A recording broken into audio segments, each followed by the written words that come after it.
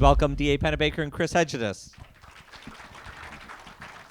So maybe I can ask you how this project got started in the first place. You know, we couldn't really get any access to the Bush campaign because you can't, film in the White House. And, we didn't get any access to any of the other Democrats that were running. And Perot keeps denying he's running.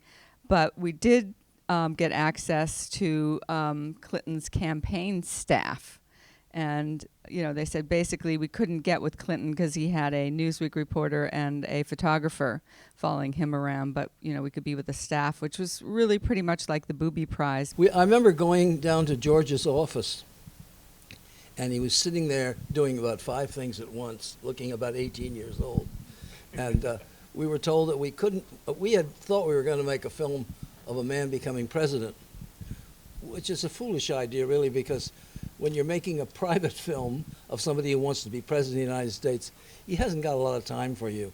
The 6 o'clock news is really what he's looking for. So we kind of thought, well, what can we do? And I was sort of interested in George, so we said, well, maybe we could make a film about the people who are doing the campaign for him. And he said, well, I don't know. If James says it's okay, I guess it's okay. So we went out to Little Rock and encountered James in that huge basketball court-sized office that he had filled with. By the way, I noticed all the Budweiser beer. Why didn't Budweiser beer kick in some money for that film? We never thought to do that. I'd forgotten completely about that. But anyway, we went and we sat down with Carville, and he said, well, what do you want? And we said, well, we'd just like to hang out in here with you until the election. And he said, well, why should I do that? And the only answer is because you want to. So he said, well, I'll have to think about that. So we went back to our motel, and about an hour later we got a call saying, okay. And we didn't go in as press. We went in, who knows what we were labeled, but we just hung out in there, and our equipment, there were just the two of us with Wendy, who was doing most of the time. Her job was to put actors in plays on Broadway. So she was mostly doing plays in the background. You can see her on the phone looking very nervous from time to time. And but we didn't really look like the press, so pretty soon we became part of the whole. And I'm curious, when that conversation was taking place, let us come film you.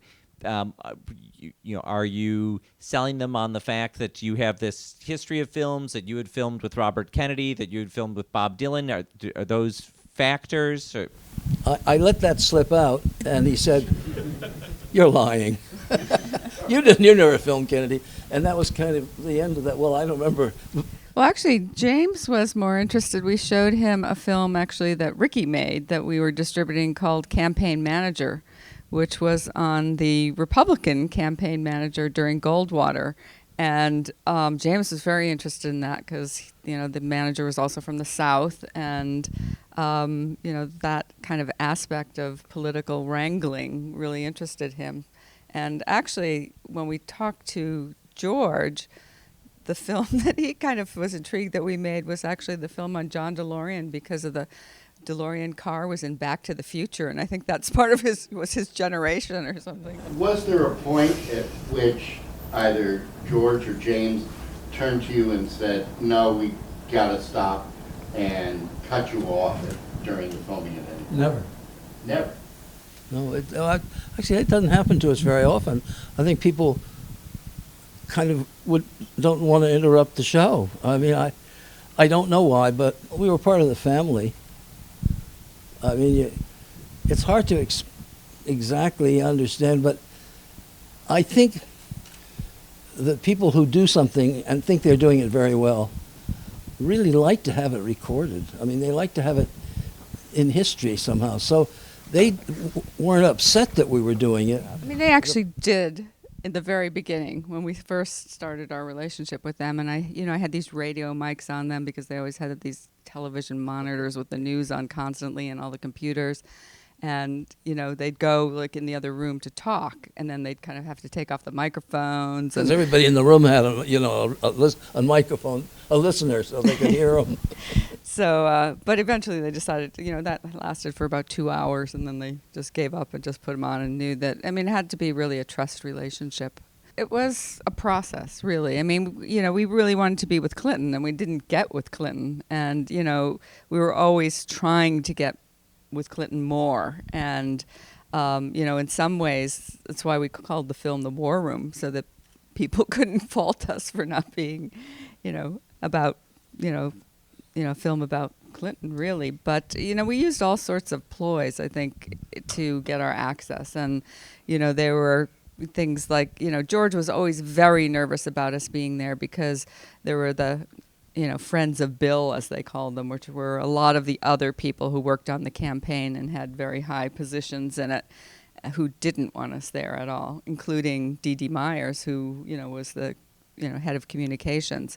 So we would go down there for a few days, and then George would say, well, you better go back now. And so then we would go back, and then the question is, like, how do we get back in there again? So it was kind of the era of fax machines, and so we'd send him a fax that would say something like, there's cheap, flights to Arkansas, so we're coming tomorrow. And then we know he would get 100 fax and never read our fax. And then we would kind of get down there, and James's secretary was very nice. And so we'd call up to her, and she was from the South too, and she'd say, oh, great, you're here. I'll come down and get you, and she would let us in, and, then we'd be back in again for a short bit. But it was difficult. The first time we went in there, we sat down, and James was sitting at his desk eating popcorn or whatever, and he had these little spots all over his face. And I said, Chris, what are those little spots? And she said, those are, what were they? Was, this type of bubble gum that you blow these massive bubbles. I think it's called bubble yum. James had been blowing those bubbles, and then they pop on his face, and he had these like little sticky pieces all over him. And so this is like when we were deciding whether we were going to film with him. And so we got back to our hotel, and we went like, what are we going to do if he keeps blowing those bubbles and they have all this over the face? We're going to have to say something. And in cinema verite, is it ethical to say something? And we had this discussion. But then he never chewed it again. But George chewed it, but he was a neat bubble blower. Did you have a chance to screen the film at the White House? And if so, what was the reaction of? Did you ever screen the film at the White House, and what was that like, if so? Not at the White House, but we had a couple of screenings in the theater there, and one of them, it was great because James got up and did a fantastic thing for Chris, which was kind of wondrous. But of course, we showed it to James and George because that was our original deal. That's usually what we do. We have a handshake and say, we don't want to show it to your agents or your lawyers, but we'll show it to you.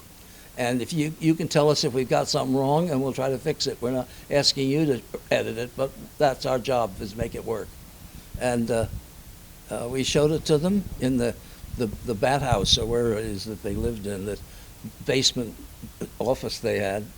And they both, James was very, he said, it's a little embarrassing, but it's the way it really is, and that's the way it should be. And then we showed it to George. The University of Virginia, was it? Yeah, Virginia, said, if you'll get George to come, and we'll show the film at our big theater, if you can get George to come to it, and if you can do that, we'll give you a couple chairs. And I thought, chairs for film, this is a big deal, getting a chair in a university. It turns out they were just 2 chairs. They said, I still have them. They kind of weren't very good. I had to glue them together a little more. But so George sat next to me during the whole screening, and he laughed all the way through. And at the end, he said, if I'd known you were going to make a film that was going to be shown in theaters like this, I never would have let you in. So that was kind of the end of our showings of the film. Thanks very much for coming. Thanks especially to D.A. Pennebaker and Chris Hegedus. Thank you all.